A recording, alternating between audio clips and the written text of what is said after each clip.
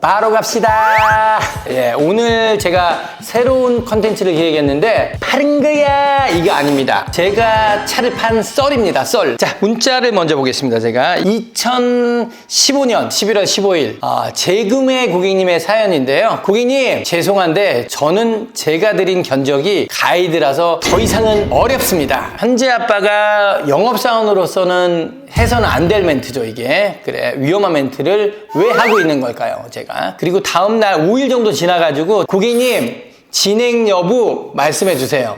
진행이 어려우시면은 계약금 환불 계좌 주시면은 환불 신청해 드리겠습니다. 재구매 고객님으로 문의가 오신 고객님이신데 전자약정을 진행하는 과정에서 이런 멘트를 제가 남겼는데요. 참 많은 의미가 담겨져 있습니다. 4일 동안 제가 열심히 견적을 다 드리고 다음날 전자약정을 하기로 했는데 오전에 약정거리 3만으로 늘리면 얼마나 오르나요? 3만으로 다시 보겠습니다. 이렇게 3만 시 단가 변동으로 91만 원입니다. 금리는 5.4입니다. 이 정도면은 괜찮은 건데요. 제가 봤을 때는. 리스는 은행이 아니잖아요. 캐피탈이잖아요. 지금 기준금리가 3.5%인데 5.4면은 나쁘지 않은 것 같은데요. 고객님께서 갑자기 2만에 85만 원 리스료 가능할까요? 재밌네요. 이게 보니까 3만에 88만 원까지 됩니다. 이렇게 말씀드렸어요. 갑자기 금리는 같고요. 또 했던 질문을 계속 하시더라고요. 보니까. 근데 이 상황이 제가 이미 금리나 뭐 2만 3만을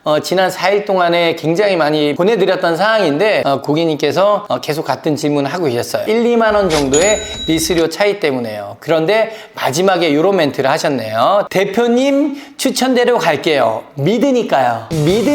믿고 맡겨주신다 하셨어요. 분명히 이거 진짜 느낌표 팍 해줘야 됩니다. 빨간 줄로 치겠습니다. 제가 다시 확정 견적 한번 해드리고 또 협의해야 될 견적 제가 점점 찍어 드리니까 3만에 88만 원까지 봐주시겠어요? 말씀드렸어요. 그래서 방금 제가 3만에 88만 원까지 봐드린다 그랬잖아요. 그래서 제가 진행하면 될까요? 말씀드렸죠. 그리고 전자약정 보면서 협의 보겠습니다. 이렇게 말씀드렸어요. 그랬더니 이미 1차 협의는 본 상태였고요. 링크를 받으면 되는 상황이었어요. 근데 갑자기 고객님께서 대표님 약정거리 25,000이면 어케 되나요? 26,000, 27,000, 28,000 이렇게 물어볼 기세 되더라고요. 보니까 야 수입차는 약정거리가 1만 단위로 끊깁니다. 1만, 2만, 3만, 4만 간혹 가다가 1.5만이 있기도 하죠. 무제한 상품은 없고요. 농협은 2만, 3만 밖에 없었습니다. 2만, 3만 2개입니다 라고 답변을 드렸고요. 이분이 지금 3만으로 약정을 하고 있는 상태인데 2만으로 바꾸려고 그러면은 전자약정을 새로 해야 됩니다. 스탑 해야 돼요. 왜냐면 취소하고 처음부터 해야 되기 때문에 금융사에 일을 시키는 거거든요. 저희 업계에서는 또 일을 한 번 더 하기 때문에 금융사 직원들이 저희한테 짜증을 내죠. 그랬더니 농협 캐피탈 통화 중입니다. 잘 되고 있는 건가요? 이게 보니까 일단은 뭐 제가 88만으로 링크를 보냈습니다. 네 하겠습니다 이렇게 말씀하셨는데 갑자기 또 질문하셨어요. 나중에 반납할 때 약정거리가 넘어서 페널티 주는 것보다 늘리는 게 보증금 살리는 것보다는 낫겠죠. 지금은 그게 맞습니다. 리스 만기에 반납 시점에서 약정거리를 넘어서는 것보다는 처음부터 약정거리를 맞추는 게 맞습니다. 그래서 지금은 그게 맞습니다 라고 답변을 드리고요. 진행을 보고 있는데 2시 21분에 네 라고 말씀하셨어요. 그랬는데 2시 53분에 대표님 유유 30분이 지난 시점에서 불안한 기색이 옵니다. 보니까 이럴 때 약간 불안하죠. 영업사원의 마음은 쿵쾅쿵쾅 뜁니다. 제가 눈물 날 수 있어요. 여기 물음표를 띵 보냈습니다. 문제 있나요? 유유. 갑자기 장문이 오셨어요. 이분이 타이밍상 전혀 장문이 오면 안 되거든요. 전자약정을 다 하고 있고 4일간 견적을 마쳤고 20일 동안 제가 열심히 상담을 도와드리고 차도 구하고 매칭도 해드렸던 그런 상황입니다. 장문을 한번 읽어드릴게요. 저는 대표님 믿고 다른 곳에서 뭐라 해도 제리스라서 더 잘해 줄 거라고 의심 1도 안 하고 믿고 진행을 했거든요. 제가 좀 나쁜 놈 같은데 보니까 4년 전에 이분이 엑스포를 뽑을 때도 여러 군데 견적을 받았는데 그 견적 제안 업체에서 실수를 많이 했어요. 여기저기 보더라도 현재 아빠가 믿음이 가서 그리고 거기에 차를 승계를 해야 되기 때문에 대표님이 바로 생각이 났습니다. 지금 있는 차를 승계하는 것까지는 괜찮아요. 차는데 주행거리를 오버하셨어요. 5년에 10만짜리인데 4년에 10만을 타신 상황입니다. 사실 고객님 이해합니다. 진짜 신경 쓰고 있습니다 라고 답변 드렸습니다. 그리고 전화를 드렸더니 상담 중입니다. 바로 전화 드릴게요 그랬습니다. 그리고 전화가 안 왔어요. 저도 만감이 고쳐서 혼자서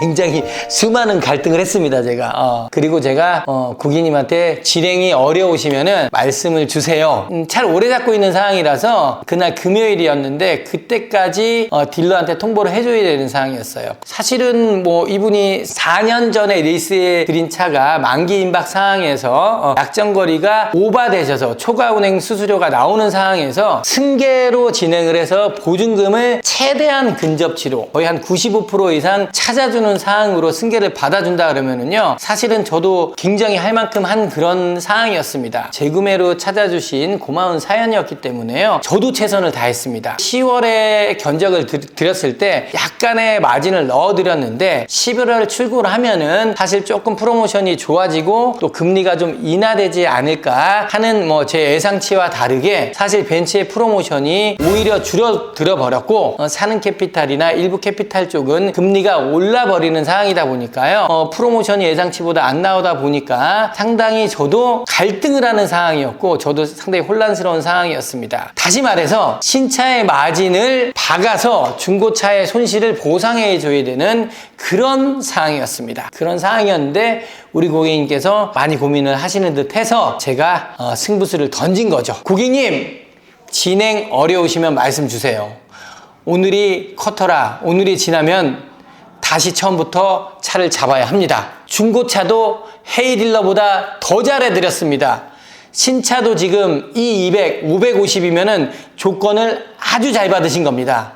이렇게 답변을 드렸더니 갑자기 견적서가 옵니다. 간 견적서가 KDB 사는 캐피탈로 보내시면서 알죠, 잘해주신 거 3만원 정도 싼 거 주시더라고요. 그래서 제가 3만원 때문에 그러신 거예요? 그러면 저도 여기까지 하겠습니다. 좀 빡둔 거죠, 저도요. 사실은 영업사원도 감정의 동물입니다. 그랬더니 견적서를 하나 더 보내주시면서 3만원이 문제가 아니라, 그런데 사실은 사는 캐피탈은 그날부로 해서 금리가 올라버린 상황이었어요. 사는 캐피탈은 제안해드린 견적을 월요일날 맞춰드릴 수 없는 상황이었어요. 이거는 이 업계에 있는 사람들은 아마 다 알 거예요, 아마요. 그리고 저는 이분을 심사를 좀 유하게 볼 수 있으면서 월불입금이 좀 싼 편리성을 공통적으로 봤기 때문에 사실 농협 캐피탈을 이용했던 겁니다. 월 250만원 정도 급여 소득을 받고 있는 고객님의 E클래스 200 미션입니다. 부가소득이 있다 그러지만은 사실 그 소득 증빙 없이 편리성을 전제로 해서 제가 한 방에 승인을 냈던 사연입니다.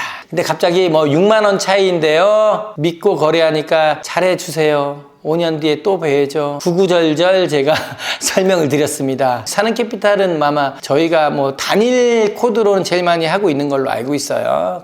금리 인상 전에 반영 견적을 가지고 오셔서, 그리고 사는 캐피탈은 심사가 나기 어려울 거예요. 보안 서류가 굉장히 많이 필요합니다. 월급 250만 원인데 E클래스 승인 안 해줍니다. 제가 봤을 때는요. 마지막으로 드린 가이드 견적이라서 더 이상은 어렵습니다. 이렇게 해서 마무리를 했습니다, 제가. 그리고 계약금 환불 계좌를 달라 그랬습니다. 진행 여부 말씀해 주세요. 계약금 환불 계좌 주시면은 환불 신청해 드리겠습니다. 제가 승계를 하려고 승계 위임 신청한 것도 취소해 주세요. 힘이 빠지네요. 1시간 30분 뒤 대표님 유유 아닙니다. 대표님, 이렇게 문자가 왔습니다. 5일이 지난 시점에서 저도 포기 의사를 밝혔는데 환불해드리겠다 말씀드렸어요. 사실 차도 화이트에 베이지 시트거든요. 이게 쉽지 않은 건데 제가 봤을 때는 승계도 껴있잖아요. 사실 보증금 다 살려줘야 되고 1, 2만원, 3, 4만원의 문제가 아니라, 제가 최저가는 아니었지만은 합리적이지 않은 견적은 아니었습니다. 비싸지 않아요. 대표님, 문자 왔는데 그 다음 멘트가 뭘까요? 3, 2, 1. 그 다음 멘트 저도 궁금합니다. 쬐끔만 빼주시면 안 될까요? 유유.